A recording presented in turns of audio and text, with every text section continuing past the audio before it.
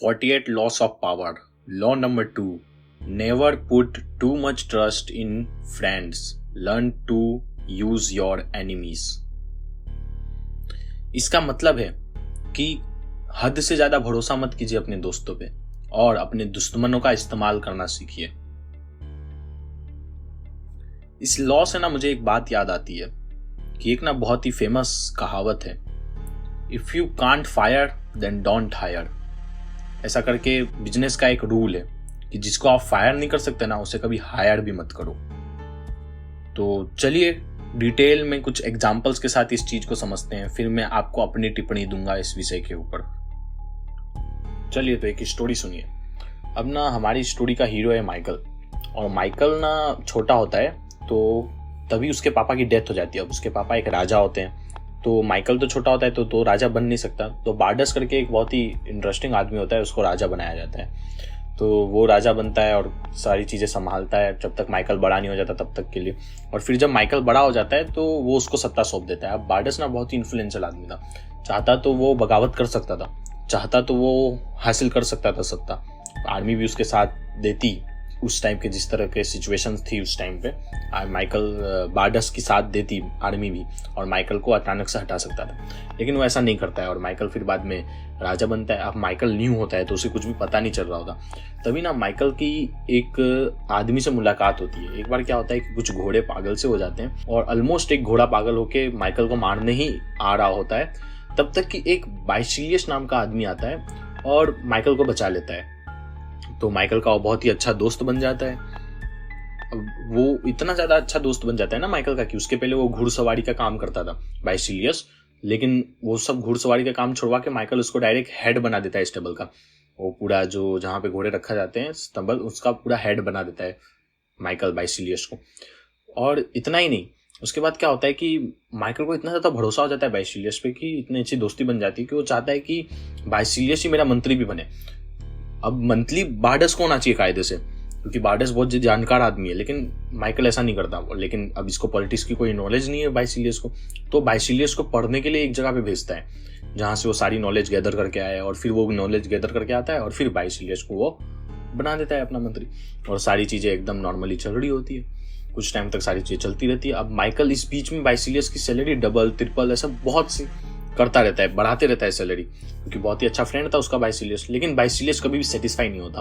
Problem ही पैसा था, मतलब उसकी सैलरी डबल कर दो तो भी वो सेटिस्फाई नहीं है, 4 गुना कर दो तो भी वो सेटिस्फाई नहीं है, 8 गुना कर दो तो भी वो सेटिस्फाई नहीं है। मतलब बाइसिलियस कभी सेटिस्फाई हो ही नहीं रहा था माइकल से, उसको कुछ ना कुछ कमी खटकती रहती थी। अब क्या होता है कि एक दिन बार्डस को हेड ऑफ द सोल्जर्स बना दिया जाता है। सारी आर्मी उसके अंडर में आ जाती है बार्डस के, और बाइसिलियस को पता होता है कि उसके लिए सबसे बड़ा खतरा बार्डस है, क्योंकि बार्डस एक योग्य आदमी है, जब चाहे वो बाइसिलियस को हटवा सकता है, क्योंकि बार्डस इस होशियार आदमी है और वो देख रहा है कि बाइसिलियस कैसे क्या कर रहा है इस राज्य के साथ में। तो सब बाइसिलियस के लिए सबसे बड़ा खतरा बार्डस ही था। तो वो ना बार्डस को अपने रास्ते से हटाने की सोचता है। तो वो इस हद तक मैनिपुलेट करता है माइकल को कि वो माइकल को मना लेता है कि बार्डस जो है वो हमला करने वाला है आपके ऊपर और आपका राज्य छीन लेगा, तख्ता पलट करने वाला है, आपकी जगह वो राजा बन जाएगा। इस हद तक मना लेता है कि माइकल खुद जाके बाइसिलियस को मारता है, बार्डस को मारता है। अब बाइसिलियस ही सब कुछ है, और बाइसिलियस अब ये तक बोलता है कि मुझे हेड ऑफ द आर्मी बना दो ताकि मैं पूरे राज्य पे नजर रख सकूं कि कोई कुछ बगावत की तो नहीं सोच रहा। और इस बात के लिए भी अपना माइकल मान जाता है कि हाँ ठीक है भाई, करो तुमको जो करना है। यहाँ भी बाइसिलियस का पेट नहीं भरता।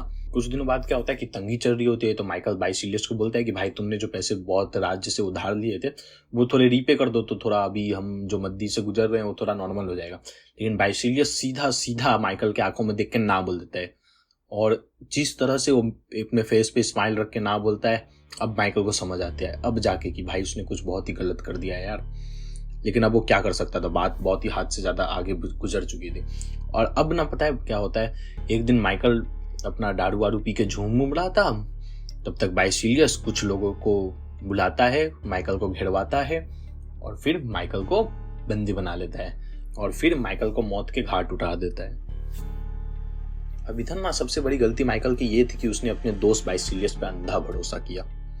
यही सबसे बड़ी गलती थी, क्योंकि अब जो बाइसिलियस उसकी जो सैलरी बढ़ाते रहता था, जो भी चीज़ें उसके लिए करता रहता था, इससे क्या हुआ कि बाइसिलियस ने ना माइकल ने कभी बाइसिलियस को ऐसा फील नहीं करवाया कि वो उसके ऊपर उपकार कर रहा है। तो बाइसिलियस को ऐसा लगने लगा कि वो ये सारी चीज़ें डिजर्व करता है, वो अपने नॉलेज की वजह से ये सारी चीज़ें गेन कर रहा है। बाइसिलियस को लगने लगा कि वो उसकी स्किल से जिसकी वजह से ये सारी चीज़ें वो गेन कर रहा है। तो कभी ग्रेटिट्यूड महसूस ही नहीं किया उसने माइकल के प्रति। इस वजह से क्या हुआ कि माइकल ने इतना ज़्यादा भरोसा दे दिया बाइसिलियस को कि माइकल को पता ही नहीं चला कि बाइसिलियस क्या कर रहा है उसके साथ। माइकल को तब तक पता नहीं चला जब तक कि बाइसिलियस ने अपने भाले से उसकी गर्दन ना उड़ा दी। मुंडी जब तक बाइसिलियस के भाले पे नहीं थी तब तक माइकल समझ ही नहीं पाया कि उसके साथ क्या हो रहा है। चलिए एक और बढ़िया सा एग्जाम्पल लेते हैं। अब ना एक बार चाइना की बात है, वहाँ पे चाइनीज जो एम्परर चल रहा था उस टाइम पे बहुत ही घटिया सा माहौल बन गया था। इस टाइम पे क्या हो रहा था कि जो भी राजा बनता था उसको जो उसके खुद के अब जो ना जनरल्स होते थे ना उस टाइम पे, वो खुद ही राजा को मार देते थे और राजगद्दी को अपना लेते थे। और उसके बाद वो सारे जनरल्स को मरवा देते थे कि और कोई मेरे लिए राजगद्दी ना। और उसके बाद के जो जनरल्स आते थे वो राजा के खिलाफ बगावत कर देते थे, राजा को मार देते थे, फिर राजा जनरल को, जनरल राजा को। यही सीन काफी सालों से चल रहा था चाइना में।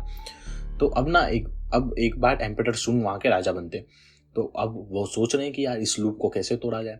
तो वो एम्परर बनने की खुशी में एक बहुत ही ग्रैंड पार्टी थ्रोन करते हैं। तो उसके बाद में सारे लोग वहाँ पे आए होते हैं, सब लोग मजे से सब कुछ पार्टी वार्टी करते हैं, वाइन पीते हैं। उसके बाद में क्या होता है कि राजा सबको, अपने गार्ड्स को इंक्लूडिंग बाकी सबको बाहर भेज देता है, सिर्फ जनरल्स को वहाँ रखने के देता है। बोलता है कि जनरल्स लोग आप लोग रुको, खाली जनरल रहते हैं और पूरा रूम खाली हो जाता है। तब सबके सामने वाइन रखी रहती है। अब उस टाइम पे ना चाइना में बहुत ही ये चलन चल रहा था कि वाइन में जहर देके मिला देने का। तो सारे जो जनरल्स थे उनको लगता है कि भाई ये भी हमारे साथ वही करने वाला है, वाइन में जहर है, हम पियेंगे, हम लुढ़क जाएंगे।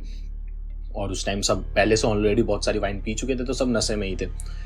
तो उस टाइम पे जो हमारा एम्परर शून है वो उन सारे जनरल से पूछता है कि क्या यार तुम लोग को मतलब मेरी गद्दी से प्यार है, तुमको मेरी गद्दी चाहिए? तो उस टाइम के जितने भी जनरल्स थे ना उन लोगों ने बोल दिया हाँ यार हमको पैसे से प्यार है, हमको गद्दी चाहिए। सब दारू के नशे में थे, तो सबने 2-3 लोगों ने बोल दिया कि हाँ हमें चाहिए। तो अब ना हमारा जो एम्परर सुन रहता है वो उनके सामने एक डील देता है कि देखो दो में से एक चीज़ हो सकती है, या तो तुम जो जनरल रहो, या तो फिर ना तुम जनरल की पोस्ट को छोड़ दो। इसके बदले में मैं तुझे तुम लोगों को वो सारी चीज़ें दूंगा जो तुमको चाहिए। अय्याशी करने के लिए लड़कियां दूंगा, दारू दूंगा, खाना दूंगा, पैसे दूंगा, हर चीज, दौलत वौलत जो भी तुम्हें चाहिए हर चीज दूंगा, जितना तुम बोलोगे उतना दूंगा, लेकिन अभी के अभी अपने जनरल की पोस्ट से रिजाइन कर दो। अब कोई भी आदमी ऐसा डील को कैसे ठुकरा सकता है कि भाई काम भी नहीं करना पड़ेगा जनरल के तौर पे और सब कुछ मिल भी रहा है फ्री में। तो सारे जनरल्स मान गए और उन्होंने अपना रेजिग्नेशन दे दिया। अब इसे समझिए कि क्या हुआ, कितनी अच्छी चीजें हुई। कि पहली बात तो अगर वो सारे जनरल्स को मार देता तो उसके पास विजडम नहीं रहता, तो कोई भी आता उसको लुढ़काता और फिर राजा बन जाता। मतलब कि वो चला ही नहीं पाता ना स्टेट को अच्छे से, क्योंकि उसके पास विजडम ही नहीं है।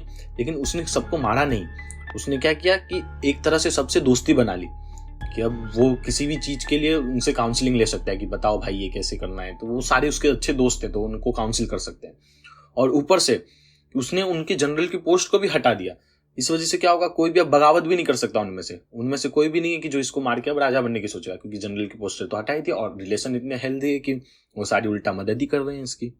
एक ही झटके में एम्परर सुन ने क्या किया, ये जो भेड़िए थे उनको पालतू कुत्ता बना दिया। और ये ऐसा पालतू कुत्ता जो अब काट भी नहीं सकते। और हमारे एम्परर सुन यहीं पे नहीं रुके, उनके बहुत सारे दुश्मन थे जो उनको मारना चाहते थे ऑफकोर्स। तो ऐसा ही एक उनको पता चला कि एक दुश्मन है जो उनको मारना चाहता है, तो वो उसको इनविटेशन देते हैं, उसको बुलाते हैं कि चलो भाई आते हैं, खाने वाने पे मिलते हैं। तो खाना वाना देते हैं और उसके बाद में उसके सामने वाइन रखते हैं। अब उसको क्या लगता है मेरा प्लान लीक हो गया, इनको पता चल चुका है। तो उस टाइम पे मैंने जैसा कि बताया कि वाइन में जहर देके मारने की प्रथा बहुत चली आ रही थी। तो उसको लगता है कि इस वाइन में जहर है, अब ये मैं पीऊंगा और लुढ़क जाऊंगा, तो वो पीता नहीं है। तब तक वो थोड़ा हंसता है कि भाई इसमें वाइन है, मुझे पता है, मतलब इस तरफ का रिएक्शन देके। तब अपने एम्परर सुन समझ जाते हैं, तो वो करते हैं, वो उससे वाइन लेते हैं और वो खुद पहले पीते हैं, तब बाद में जाके वो पीता है। उसको लगता है कि ठीक है अब मैं सेफ हूँ। तो उसको इतने अच्छे से ट्रीट करते हैं ना, वो बड़ा खुश हो जाता है। उसको लगता है राजा को पता नहीं है। लेकिन जाते टाइम ना उसको हाथ में एक चिट्ठी टाइप का देते हैं। तो वो जब बोलते हैं कि इसको बाहर निकल के ही खोलना और पढ़ लेना। तो जब बाहर निकलता है, खोलता है, पढ़ लेता है, उसमें साफ साफ लिखा रहता है कि मुझे पता है, हिंट दे देते हैं कि मुझे पता है कि भाई तू क्या करना चाह रहा है। फिर भी इस तरह का हिंट दे देते हैं और फिर भी वो सोचता है कि यार मैं ये करना चाह रहा हूँ, फिर भी मेरे साथ इतना अच्छा बिहेवियर किया, मुझे मारा नहीं। तो वो ना एकदम फैन सा हो जाता है एम्परर सुन का, और इस तरह से वो बहुत ही करीबी दोस्त बन जाता है एम्परर सुन का। और फिर बहुत से युद्ध में उसने मदद किया एम्परर सुन की।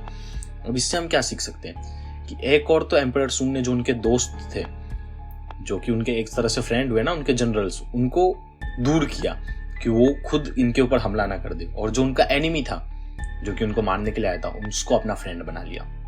ये 2 काम आपने कर लिया ना, ये हमारा जो सेकंड लॉ है ये यही 2 काम करने को बोल रहा है। ये 2 काम आपने कर लिया, बस हो गया भाई।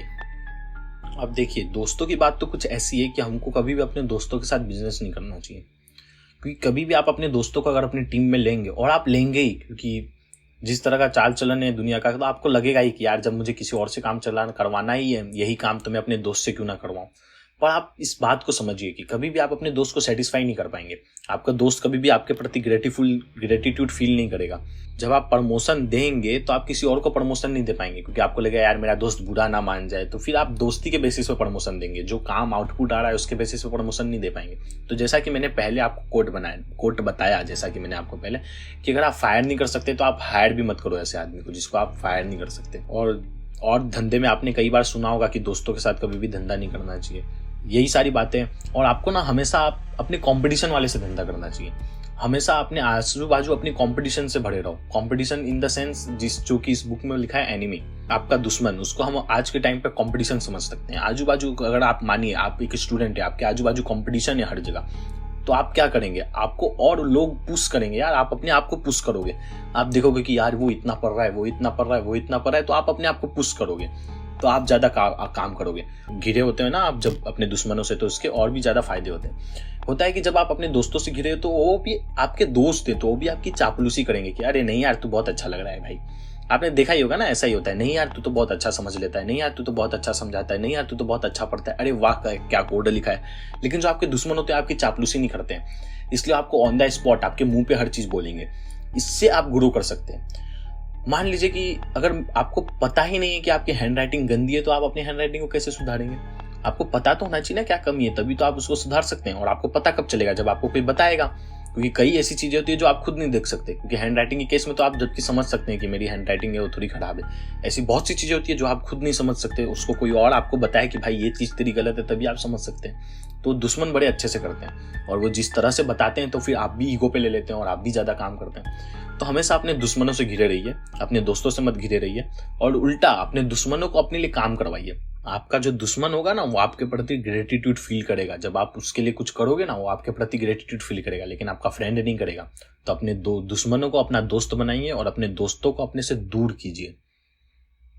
और ऑफकोर्स अभी इतनी सारी बातें सुन के तो आपकी पूरी नींव हिल चुकी होगी कि भाई यार ये क्या चीजें बता रहा है यार, अभी तो कुछ भी नहीं है। आप पूरे 48 लॉस मेरे साथ बने रहिए, पूरे 48 लॉस सुनिए। आप जो भी कुछ सोचते हैं, जितनी भी एथिक्स आपके माइंड में, सारी की सारी डिस्ट्रॉय होने वाली है मेरे भाई। और अगर आप सचमुच बहुत ही मॉरल वैल्यू वाले आदमी हैं, जो कि चाहते हैं, जो कि ऐसा सोचते हैं कि ये दुनिया अच्छी है, अच्छाई से ही चलती है, तो मैं तो यही कहना चाहूँगा कि आपको ये वीडियोस देखने ही नहीं चाहिए, ये बुक पढ़नी ही नहीं चाहिए। क्योंकि सचमुच बुक बहुत ज़्यादा कंट्रोवर्शियल है। बुक कई देशों में इनफैक्ट बैन भी है। लेकिन आप खुद सोचिए, इस बुक में कुछ ना कुछ सच्चाई है। जब मैं ये चीज़ें आपको बता रहा हूँ, एग्जाम्पल्स बता रहा हूँ, तो आप खुद रिलेट कर सकते हैं अपने रियल लाइफ से कि कितनी ज़्यादा चीज़ें हैं जो मिल रही है। तो ठीक है, आज की इस वीडियोस के लिए इतना ही।